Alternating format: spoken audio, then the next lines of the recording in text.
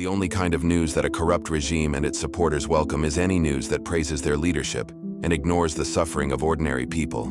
Recently, when reports surfaced that the Chinese government advised the United States not to intervene in Nigeria's insecurity challenge, many government supporters quickly echoed that stance. But rather than thinking critically, they failed to ask themselves a simple question: whose interests are truly being protected?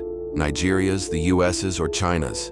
A serious inquiry would reveal that both the US and China have strategic interests, but the actions of these countries within Nigeria speak differently.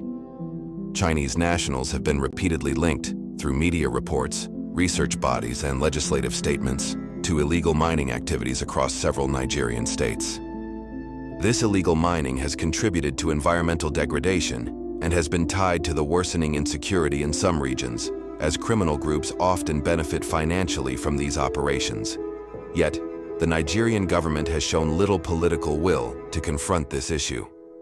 Whether due to vested interests or external pressure, the problem remains largely unaddressed. So when China publicly opposes US involvement in Nigeria's security crisis, we must ask, are they defending Nigeria's sovereignty or protecting the networks that sustain their interests here?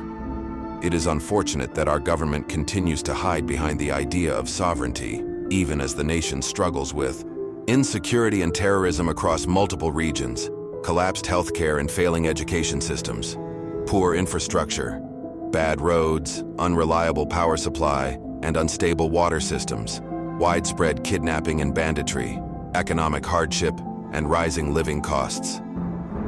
Meanwhile, government officials enjoy heavy protection, foreign medical care, luxurious lifestyles, and access to public funds.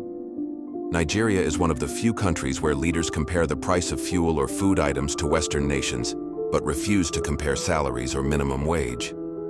A Nigerian worker survives on about $50 per month, while living under some of the harshest conditions in the world. Yet instead of addressing insecurity or the economy, political leaders are already preparing for the 2027 elections, campaigning, forming alliances, and defecting to ruling parties simply to secure power, influence, and protection from accountability. The idea that joining the ruling party forgives all sins reflects the moral decay in the system. Nigeria's problems are deep and complex, but the responsibility of change ultimately lies with the citizens. As long as voters continue to choose leaders based on ethnicity, religion, or personal gain, and remain divided by these lines, corrupt politicians will continue to rule without fear. Real progress begins when Nigerians unite, demand accountability, and refuse to be manipulated.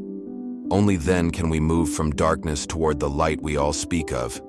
Until that unity happens, the journey out of the tunnel will remain an illusion, and the suffering will continue.